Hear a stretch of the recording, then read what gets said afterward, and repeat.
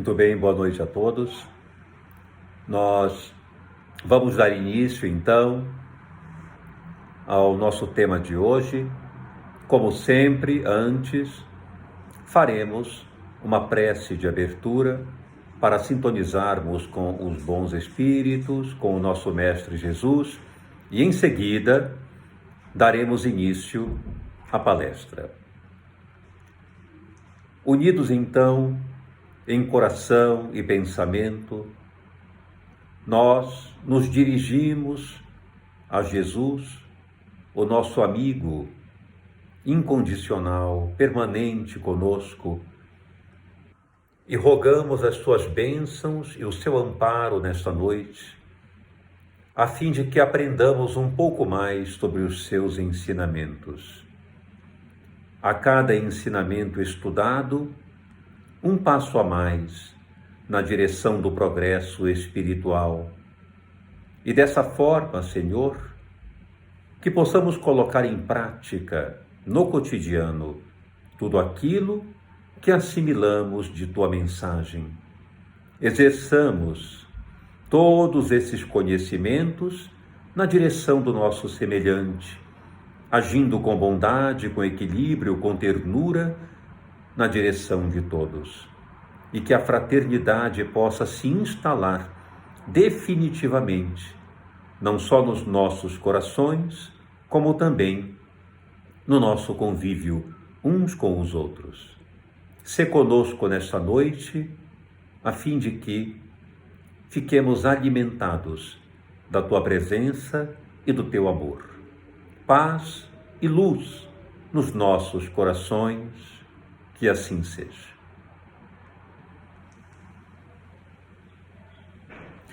Muito bem. O nosso tema de hoje está relacionado a uma proposta de leitura que eu trouxe e que eu gosto muito dessa passagem, que está ligada a um episódio muito curioso da vida de Jesus. E diz assim, em Mateus capítulo 13, a partir do versículo 54. Eu vou ler e então comentar a respeito. E chegando à sua pátria, ensinava-os na sinagoga deles, de sorte que se maravilhavam e diziam: de onde veio a este a sabedoria e estas maravilhas? Não é este o filho do carpinteiro? E não se chama sua mãe Maria, e seus irmãos Tiago e José, e Simão e Judas? E não estão entre nós todas as suas irmãs? De onde lhe veio, pois, tudo isso? E escandalizavam-se nele. Jesus, porém, lhes disse: não há profeta sem honra, a não ser na sua pátria e na sua casa. E não fez ali muitas maravilhas, por causa da incredulidade deles. Esse episódio da sua vida, bastante interessante, cabe, sem dúvida, uma profunda reflexão de nossa parte. Nós vamos ter aqui, nessa passagem, uma observação de que Jesus se encontrava em Nazaré. Ele ali se encontrava junto com pessoas que o conheciam, sabiam do seu desenvolvimento no período infantil, no período de adolescência, tinham-no visto crescer, conheciam a sua família de origem e, quando ele retorna para Nazaré, a fim de lançar a proposta do seu ministério de apresentação da boa notícia ou da boa nova, as pessoas ficam impressionadas, curiosamente, como que intrigadas em relação àquela manifestação daquele homem incomum. Um rapaz, porque ele era um rapaz ainda, que estava há pouco deslocado do seio familiar. Todos eles haviam-no visto crescer, se desenvolver, correr ali em criança pelas ruelas, pelas redondezas, através das casas que ali foram construídas na cidade. Ele corria pelas ruas, brincava, enfim, todos tinham visto aquele homem, quando criança e quando adolescente, ajudando seu pai na carpintaria, brincando com os amigos, convivendo em meio ao hábitat natural daquela região. E, repentinamente, surge um rapaz, ali de seus 29, 30 anos, falando sobre coisas que sequer eles sabiam, abordando temas altamente importantes do ponto de vista existencial, que eles nem sequer poderiam cogitar da existência. Então, que homem era aquele que trazia uma doutrina totalmente nova e, o mais importante, que fazia sentido, uma proposta de viver que realmente fazia todo sentido? Quem era esse homem capaz de transmitir conhecimentos como esses, sendo que todos o tinham visto crescer como qualquer outra criança daquela região? Crianças outras totalmente comuns, com as mesmas dificuldades, com a mesma puerilidade, mas ele não. Ele trazia conhecimentos completamente distintos daquilo que até então tinha-se ouvido falar. Então, o que aconteceu? Qual foi a consequência desse processo? Deixaram de acreditar nele. Começaram, então, a zombar dele. Começaram a rir daquilo com que ele se exprimia. Muitos chegaram a ofendê-lo, a criticá-lo, a debochar da sua postura, da sua integridade e também da sua sabedoria, porque normalmente o ego ferido faz isso. Geralmente o ego ferido, no seu complexo de inferioridade, normalmente costuma atacar, ferir, malsinar, expulsar aqueles que incomodam a limitação dos demais. Então foi o que fizeram com ele. Na própria cidade onde ele era, ali, alguém que se constituía em desenvolvimento desde a infância, na sua própria cidade, não o aceitaram. É bem descrito que ali ele não foi compreendido, ele não foi aceito, não permitiram a sua integração de volta, quando ele retornou à sua pátria, à sua cidade, ao seu ambiente natural de desenvolvimento, ali ele não foi aceito. É muito curioso isso, porque nós temos, do ponto de vista psicológico, sem dúvida, as mesmas conexões de experiência com o que acontece na atualidade, na verdade, de todo o sempre. É uma relação muito curiosa em que eu apresento aqui 3 propostas de reflexão, 3 termos que nós podemos analisar. O primeiro, que nós chamamos de paixão. O segundo, que nós chamamos de litígio. E o terceiro, que nós chamamos de amor.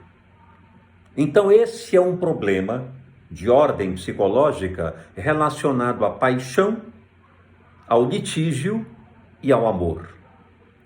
Vejam, normalmente, com muita clareza, a convivência elimina, dilui, desintegra a idolatria.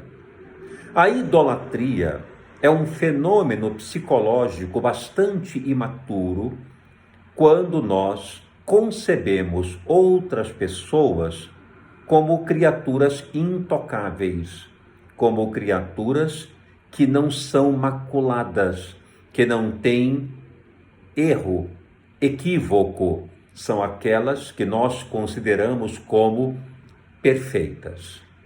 Quando consideramos pessoas com essa característica, vivenciando em nós uma experiência de idolatria, nós cometemos muita confusão no trato com essas pessoas, porque nós bem sabemos que não existe a criatura perfeita, não existe aquela criatura que, por excelência, reúna todos os elementos importantes para apresentar-se de modo perfeito.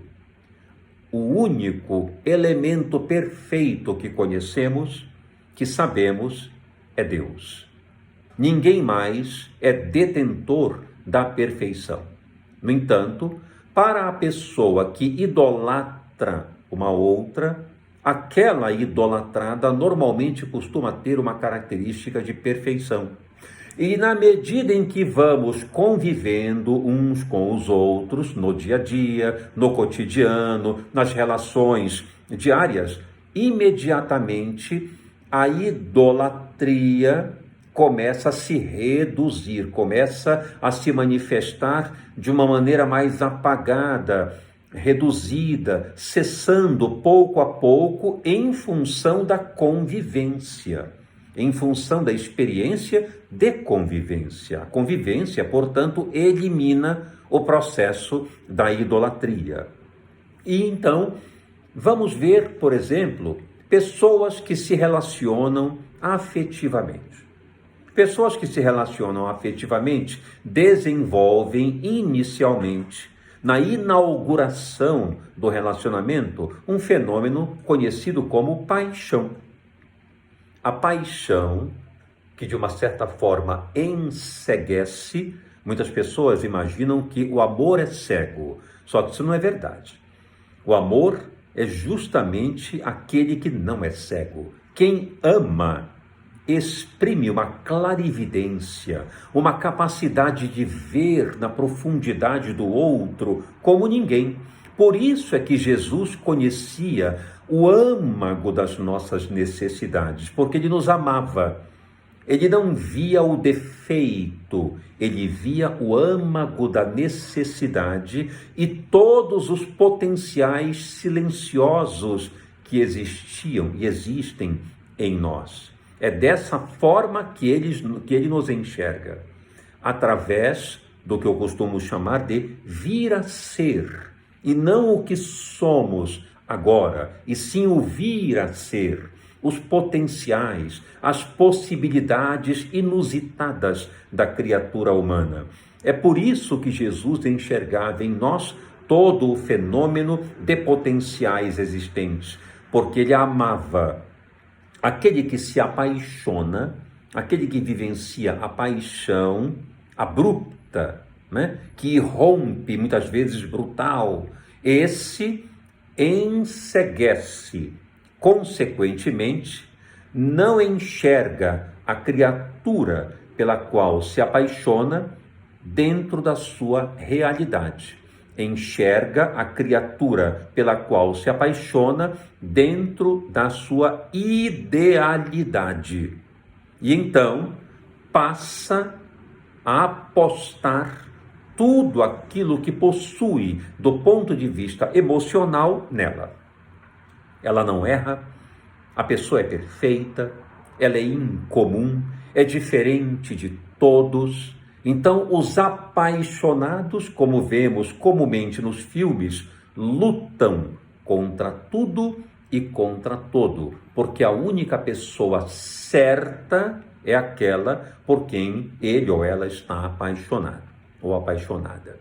Então, a paixão é o primeiro momento do estabelecimento das relações afetivas.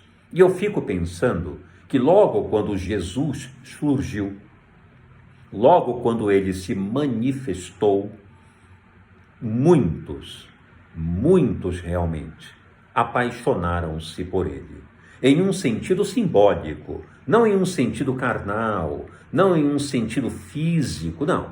Eu quero me referir ao elemento que a logoterapia chama de fator erótico, que não é sexual, erótico no sentido de libido, libidinal. Então, muitos se apaixonaram por Jesus, viram aquela figura que poderia, com a sua eloquência, com o seu poder de expressão, com a sua sabedoria, salvá-los em relação às suas necessidades, às suas carências.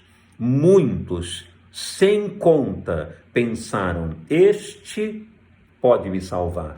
É este que vem para mudar todo o status quo em que nós vivemos. Esse é o grande Salvador.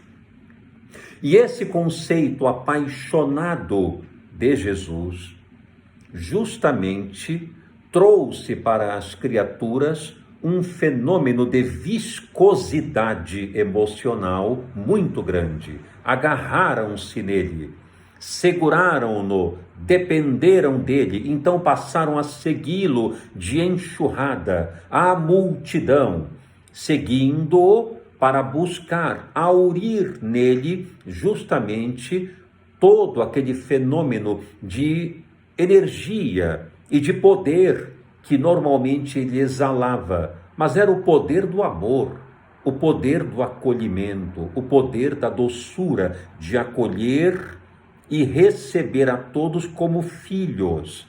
E eles, na verdade, não percebendo essa figura que veio lecionar a capacidade de sermos livres e responsáveis pela nossa vida, apaixonaram-se por ele. Mas houve um pequeno problema. O pequeno problema é: Jesus agiu justamente do modo que as pessoas não compreendiam no fenômeno de se apaixonar. Ele passou a conviver com os párias da sociedade. Ele passou a conviver com aqueles que mais sofriam. Então ele sentava à beira da estrada para comungar com os necessitados. Comia com eles, bebia com eles, dialogava grande parte do dia com eles, dava de si, sem nada pedir, sem nada exigir.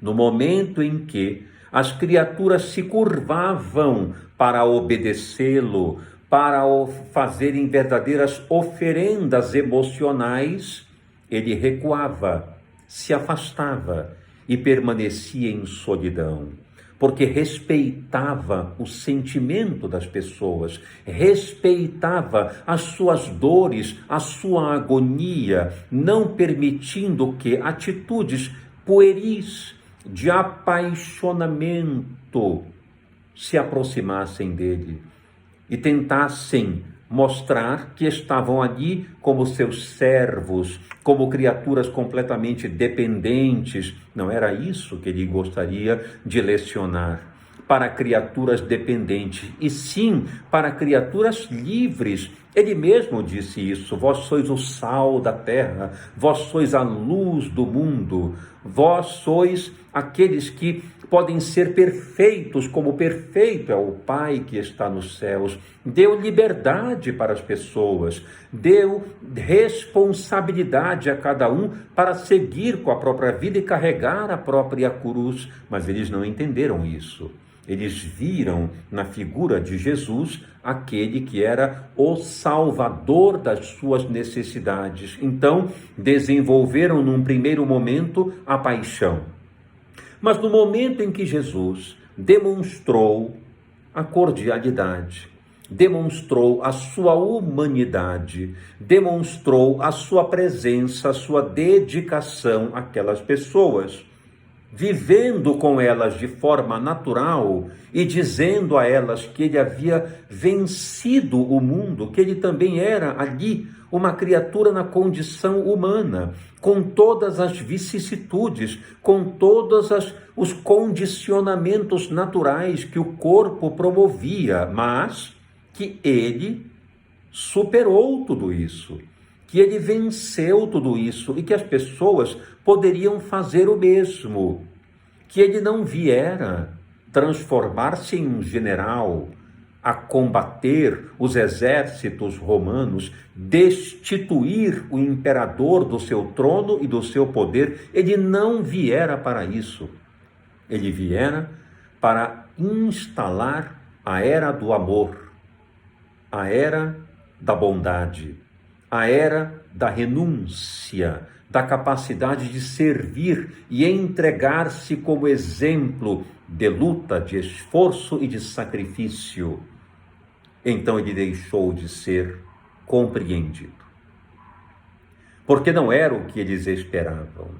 Eles esperavam um ídolo, e ele veio se mostrar plenamente humano, o modelo de humanidade em que nós devemos nos tornar. E isso, para nós, para aquelas criaturas que lá estavam, não era o suficiente. Não era o que elas queriam. Então, o que aconteceu? Entraram numa fase distinta daquela, da paixão. Agora entraram numa fase de litígio.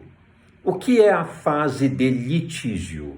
Quando a paixão reduz, quando os dias de convivência se acumulam, quando vamos vivenciando períodos de relacionamento em que passamos a conhecer aquela pessoa ou aquelas pessoas que estão conosco com mais intensidade e já conseguimos penetrar no âmago do que elas representam, acontece algo muito curioso. Ou nós, se tivermos essa capacidade, passamos a amá-las, uma vez que o amor vem com a convivência, com a entrega, com o conhecimento e a incorporação do outro em nós. Aí é a expressão do amor verdadeiro. Ou, se não temos essa capacidade, entramos em um campo de litígio. É o que vemos, por exemplo, dos relacionamentos. O rapaz conhece um parceiro, uma parceira, enfim, tem um relacionamento e, naquele momento, endeusa a pessoa como se ela fosse a criatura mais perfeita da face da terra. Encontrei a luz, encontrei a glória diante de mim. Inicia-se então o relacionamento. Na medida em que a convivência se estabelece e passamos a criar um estado de identificação com o outro, vamos estabelecendo, portanto, o surgimento de conflitos. E se esses conflitos são muito severos, uma vez que não existe o componente da afetividade honesta, sincera, mediada pelo amor, entra em campo o litígio, que nós conhecemos como as brigas contínuas, as discussões permanentes, as separações o tempo inteiro, as lutas um com o outro, rompendo, sofrendo danos muito profundos essas relações. Por que isso acontece? Porque o litígio nada mais é do que a identificação no outro dos mesmos equívocos que não queremos enxergar em nós. É um fenômeno duplo de projeção psicológica. Então, nesse momento do litígio, eu identifico na outra pessoa aquilo que eu não gosto e que acontece com ela, mas que na verdade está em mim, porque eu só posso detestar o que eu conheço, eu só posso detestar ou gostar daquilo com que tenho experiência. Portanto, tem que estar em mim, tem que haver alguma vivência em mim dessa forma que eu identifico naquela pessoa. Consequentemente, nós dizemos assim: o nosso relacionamento não deu certo em função de um antagonismo de ideias. Temos gênios diferentes. Não. Na verdade, são similares. Eu identifico naquela pessoa algo que eu não gosto em mim, mas que aparece nela. Então é muito mais fácil eu atacar nela do que em mim. Então surgem as brigas contínuas, os desentendimentos contumazes. É a fase de litígio, até o momento em que o relacionamento deteriora como um todo, ou as pessoas amadurecidas passam a corrigir esse processo, desenvolvendo um campo mais sadio de afetividade.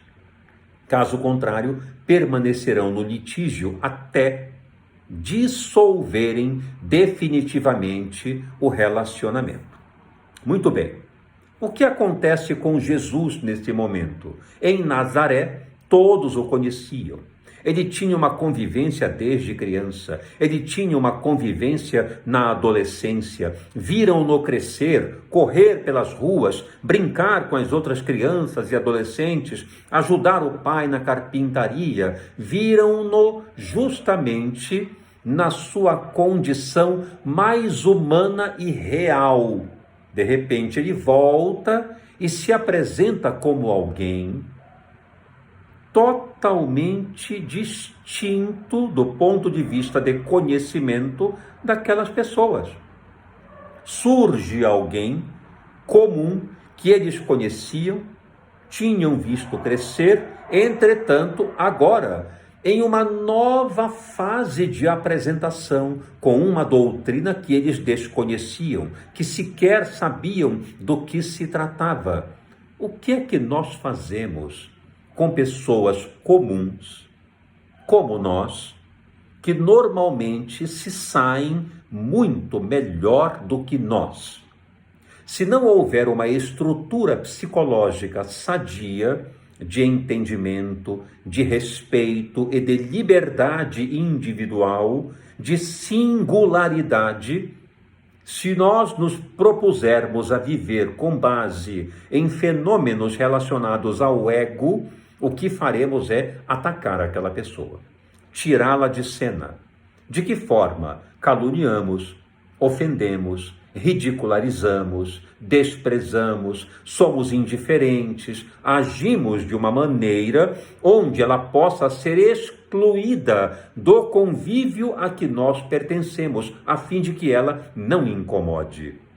É assim que se dá. E eu vejo isso claramente em todos os setores de convivência. A gente vê isso mesmo no próprio ambiente, por exemplo, do lar e em outros ambientes. Já repararam como nós somos um pouco ambivalentes no que diz respeito ao convívio do lar e o convívio fora do lar?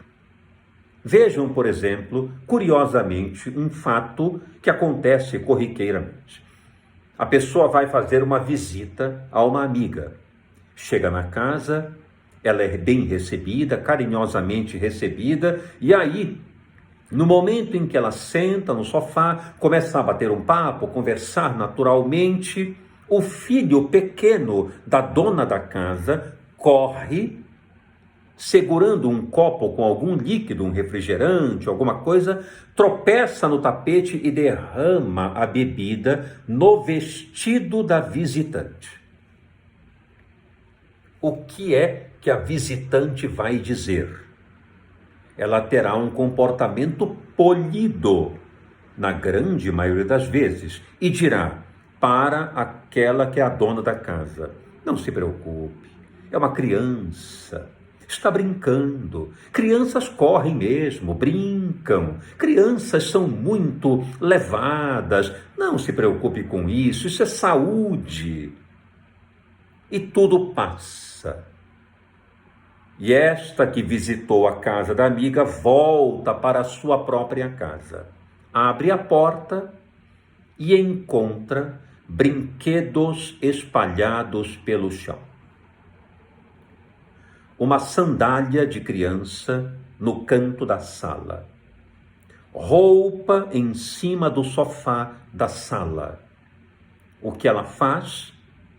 Lança o primeiro grito, chamando a criança, o filho, e oferece a ele a primeira represália.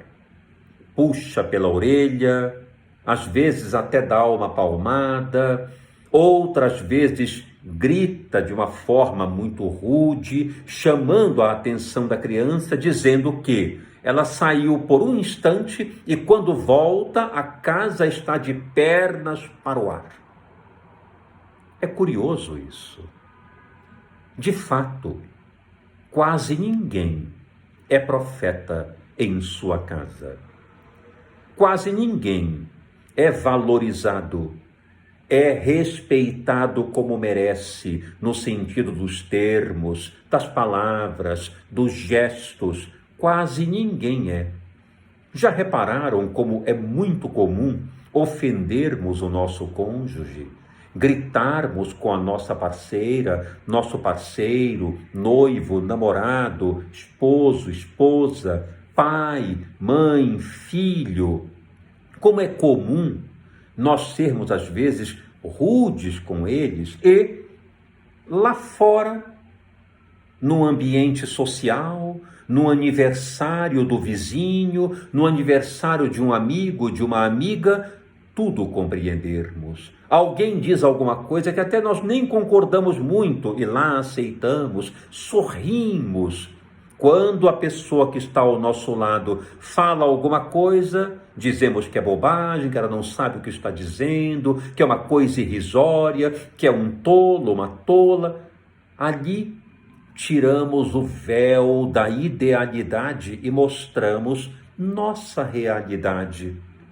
Porque, como diz Jesus, nenhum profeta consegue ter honra em sua pátria ou em sua casa.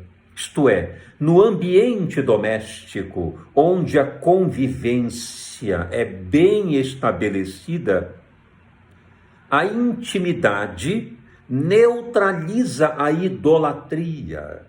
Consequentemente, como conhecemos mais profundamente quem habita conosco, a realidade se impõe.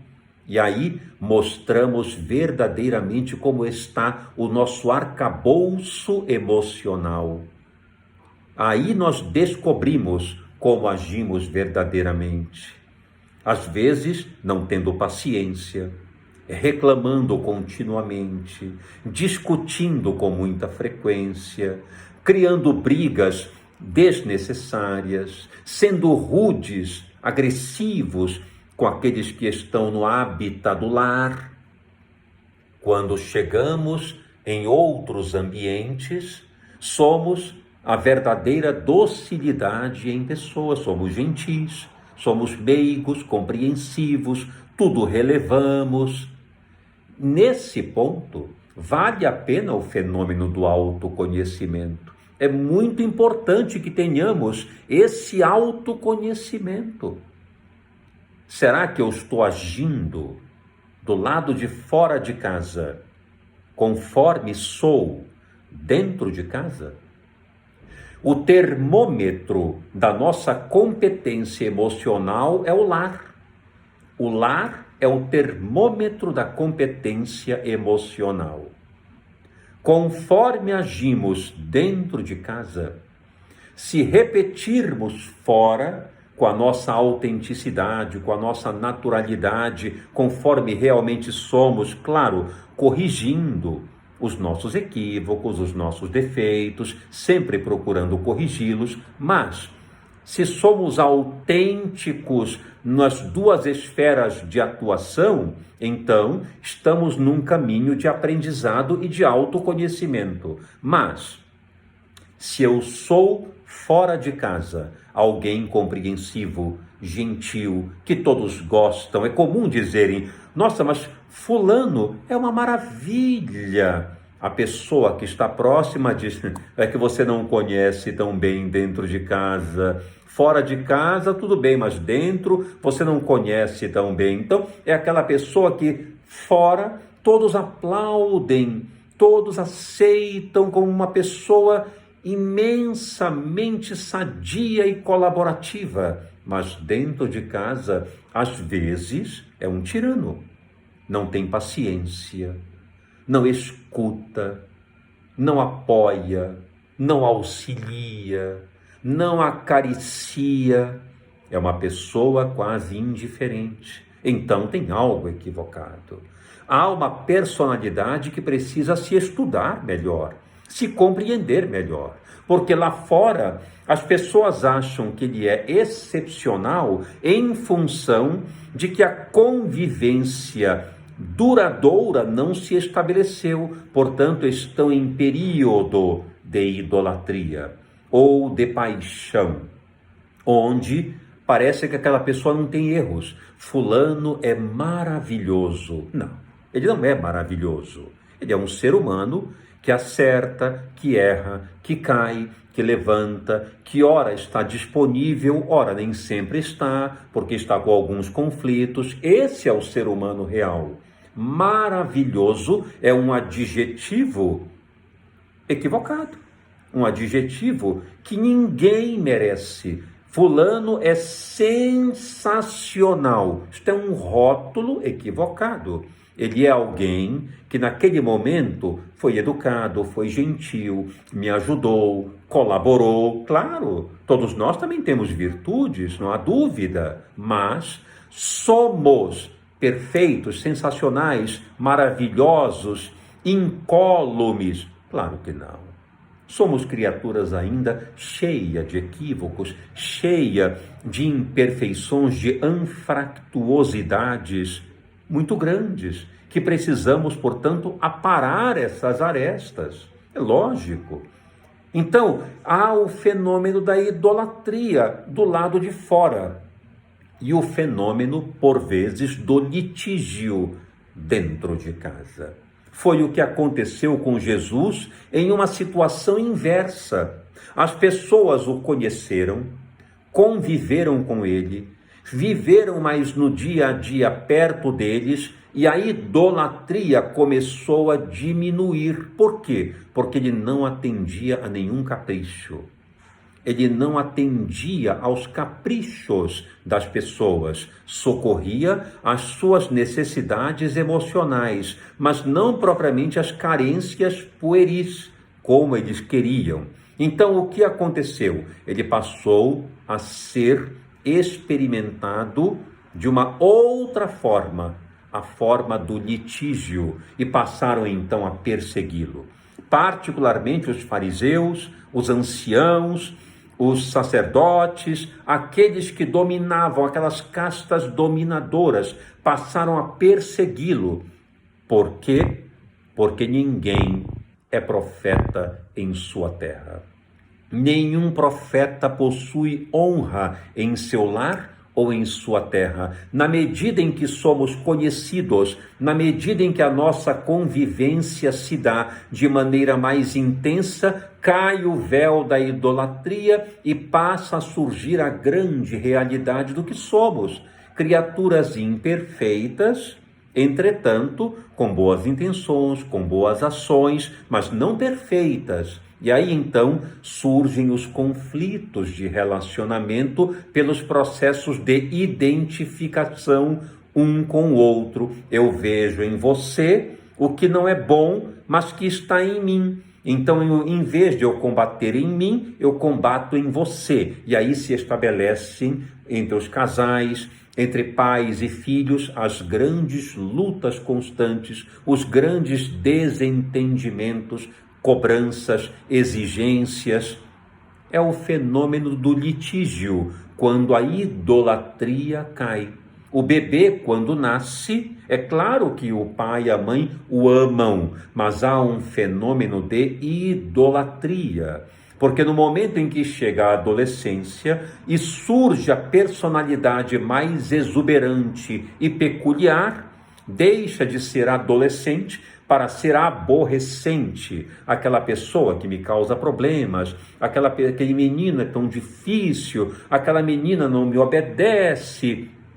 cai a idolatria e entra então o fenômeno da grande realidade de cada um de nós, porque não há profeta dentro do seu lar. Profeta é aquele que nós conseguimos entender como um fenômeno de ídolo. Vejam que interessante isso. Como nós somos ainda imaturos do ponto de vista psicológico. Imaginem esses grandes artistas, esses cantores. Cantores que se apresentam e que realmente nós gostamos. Cantores importantes, que têm uma bela voz. Nós olhamos essas criaturas com um fenômeno de idolatria. Vamos para o palco assisti-los e choramos.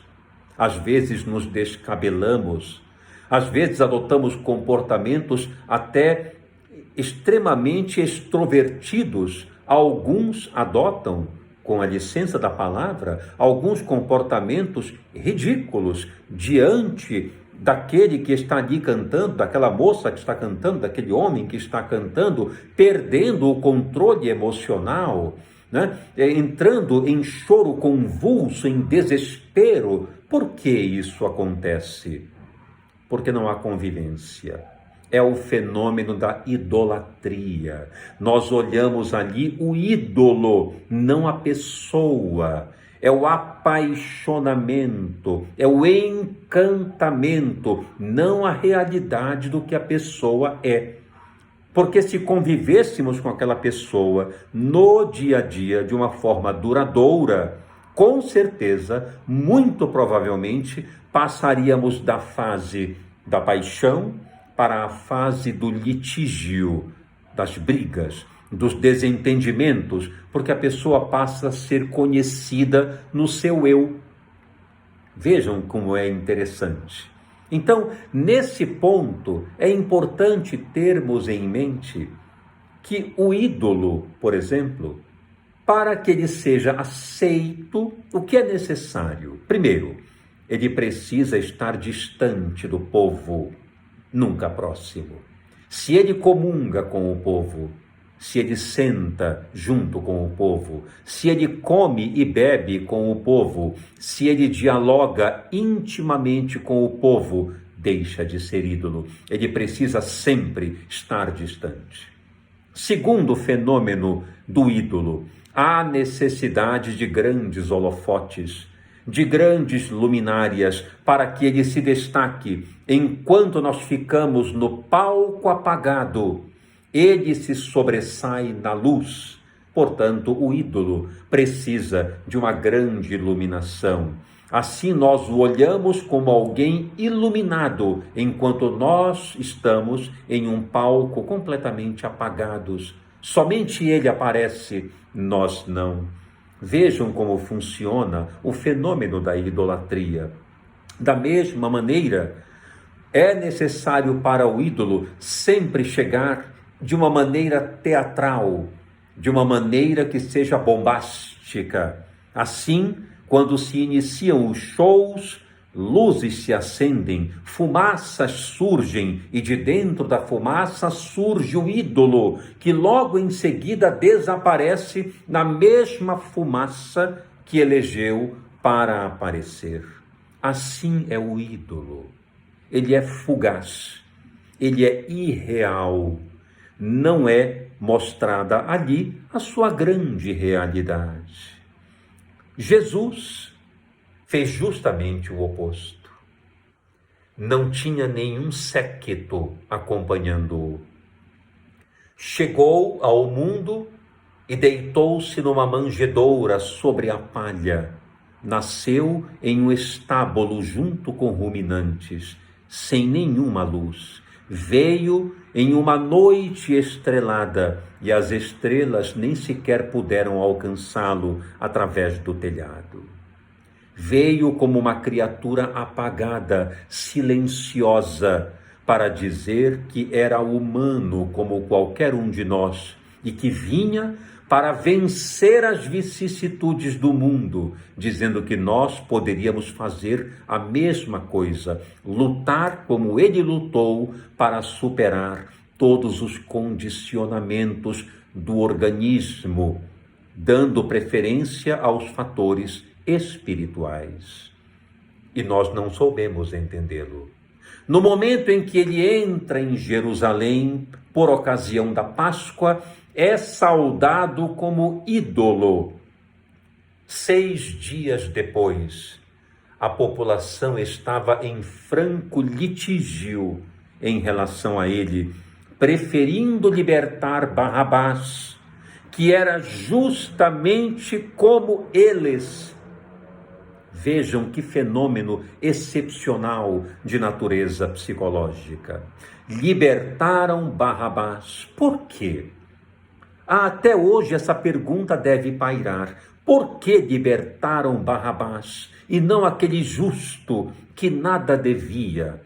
A resposta não é complexa do ponto de vista psicológico. É complexa no sentido do entendimento interno, mas é uma resposta que pode ser dada sem muita complexidade.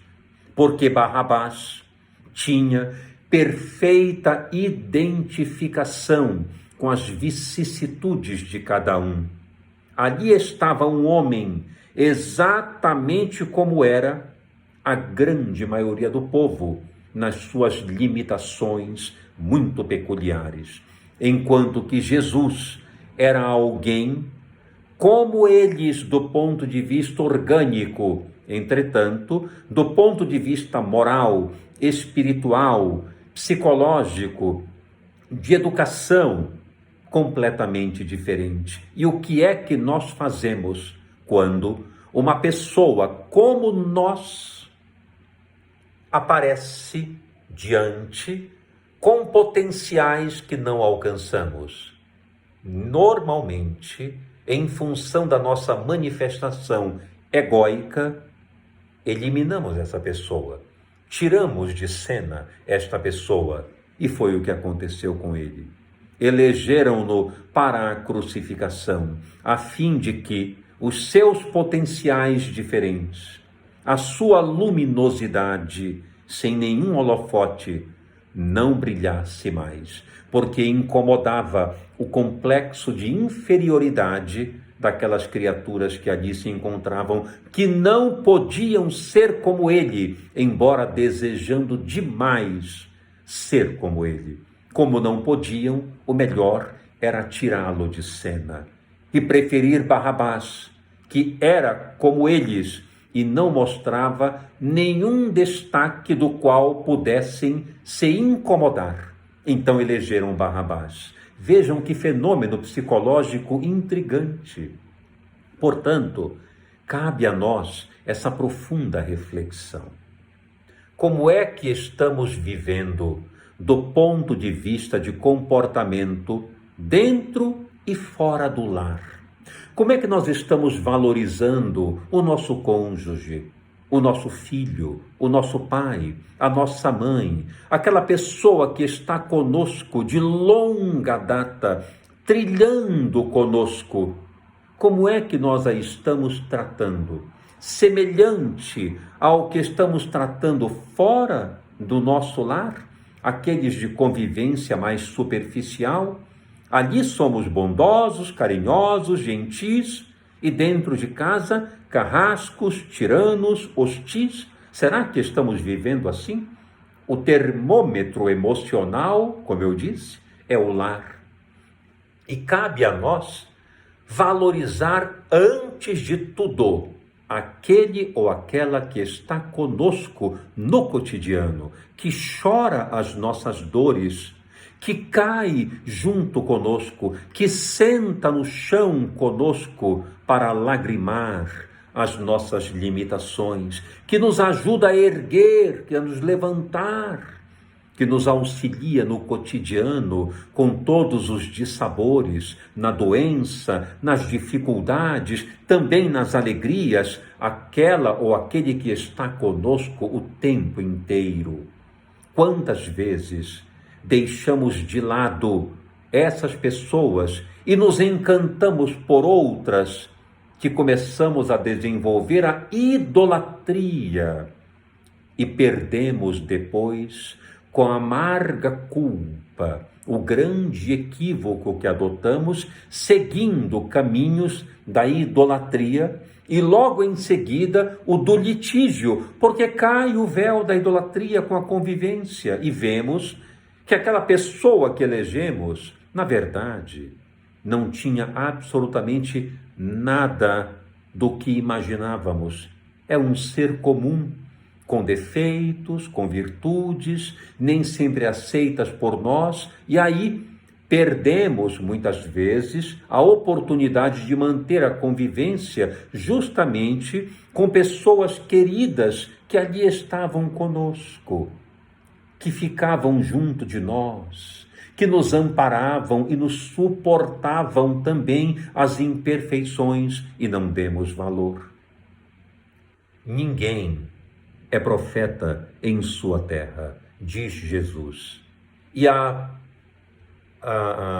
mensagem de Mateus, do evangelista Mateus, completa dizendo assim: e ele parou de falar, afastou-se, foi embora, deixou-os ali em função da sua incredulidade. Não pôde mais fazer maravilhas. E eu quero concluir deixando essa mensagem final, como está aqui no texto. E não pôde fazer maravilhas por causa da sua incredulidade. Como isso é verdadeiro? Dentro do nosso lar, quando não acreditamos nos nossos filhos, eles deixam de fazer maravilhas. Quando não acreditamos nos nossos cônjuges, eles deixam talvez de fazer maravilhas. E poderiam fazer, se dessemos o crédito, se realmente confiássemos neles, se disséssemos para ele: eu acredito em você, eu tenho certeza que você consegue, eu sei que você vai adiante. Dizendo isso, talvez eles fizessem maravilhas, mas pela nossa incredulidade, pela nossa indiferença, você é muito complicado, não dá para acreditar em você, você é muito difícil, olha, não dá para conversar. Esse tipo de incredulidade que acontece muito dentro do lar impede as pessoas de mostrarem as suas maravilhas. Então, fica essa lição para mim, também, claro, e para você que está me acompanhando, de que devemos dar muita oportunidade, crédito e valor para quem está conosco na nossa terra, no nosso lar, na nossa casa, no cotidiano do trabalho, o amigo de sempre ao lado. Valorizemos ao máximo essas pessoas para que possamos transformar o que disse Jesus numa outra realidade muito mais luminosa. Aquele que está dentro da nossa casa também pode ser o profeta, pode ser aquele em quem confiamos, acreditamos, aquele que nos guia, que nos aconselha, que nos ilumina. Esse também pode estar dentro da nossa casa, não a ilusão de fora, naqueles que ainda não conhecemos quase nada do que verdadeiramente são. Então, era essa a mensagem que eu gostaria de deixar. Que Jesus nos ampare, nos abençoe, ilumine a nossa mente para uma boa reflexão e uma boa tomada de decisão. E por fim, vamos passar agora às nossas vibrações. Fechemos os nossos olhos tranquilos, agradecidos a Deus pela oportunidade de nos reunirmos em seu nome e juntos elevamos o nosso pensamento ao Criador, dizendo: Senhor, abençoa todo o planeta. Envolve todos os povos, nações e territórios. Ampara cada criatura encarnada e desencarnada que habita o nosso planeta. Todos recebam bênçãos de paz e de luz.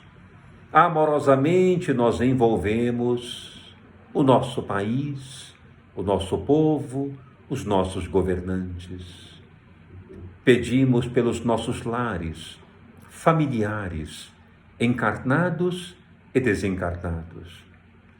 Rogamos por todos aqueles que nesse momento estão em sofrimento, onde quer que se encontrem, nos hospitais, prontos-socorros, cadeias públicas, creches, orfanatos, asilos, casas de repouso, ruas, vilas, becos.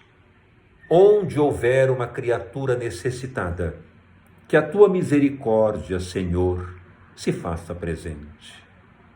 Vibramos agora por todos os lares da terra, por cada membro familiar, por todos aqueles que já ajudam o seu semelhante com carinho, com desvelo e com mais intensidade pedimos pelos que discordam das leis do amor, do bem e da fraternidade.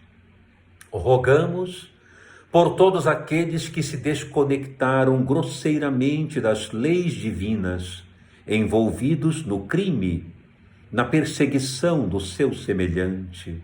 Ilumina, Senhor, o coração dessas criaturas. Ampara amorosamente todas as instituições que trabalham pelo bem da humanidade, através da política, da ciência, da cultura, da arte ou da religião. Todos recebam vibrações de luz e de paz. Rogamos por todos os acontecimentos danosos do momento atual, o momento da pandemia, o momento dos cataclismas, os momentos de tantas dificuldades pelos quais o mundo passa atualmente. Ampara, Senhor, todas as criaturas. Ilumina cada território. Fortalece os corações para o enfrentamento desses desafios.